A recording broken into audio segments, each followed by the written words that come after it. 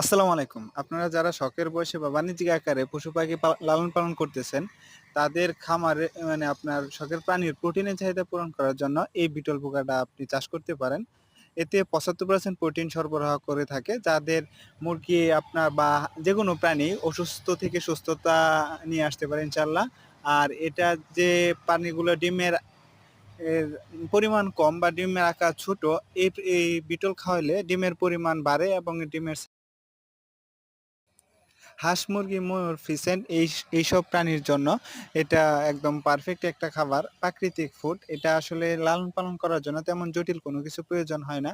আপনি চাইলে গমের ভুসি এবং বাড়িতে যে শাকসবজি এবং এই যে তরকারি কাটার পরে যে অবশিষ্ট অংশগুলা থাকে এগুলা দিয়ে এগুলা লালন পালন করা যায়।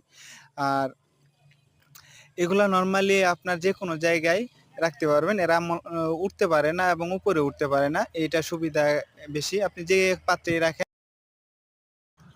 আমরা মূলত সারা বাংলাদেশে ডেলিভারি দিয়ে থাকি এবং অনেক যারা ফার্মার আছেন তারা অনেকে আমাদের কাছ থেকে সংগ্রহ করে থাকেন। এটা বিটল পোকা, এটা সুপার ওয়ার্মের মাদার। এটা 50 পিস যাবে আপনার নওগাঁতে, আর আরো 3টা ডেলিভারি আছে। একটা যাবে কুমিল্লাতে যাবে 100 পিস মাদার, আর 500 পিস লার্ভা যাবে আপনার ঢাকাতে। এগুলা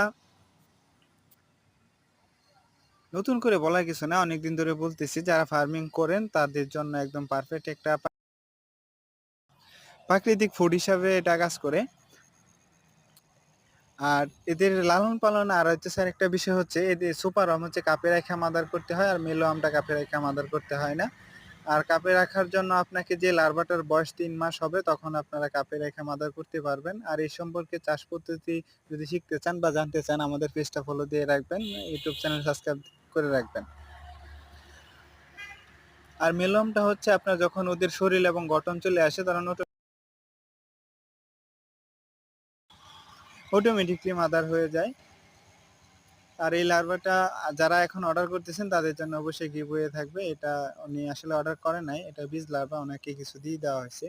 তো স্ক্রিনে নাম্বার দেওয়া থাকবে, আপনারা যোগাযোগ করে সংগ্রহ করতে পারেন। আর একটা প্রাণী কিভাবে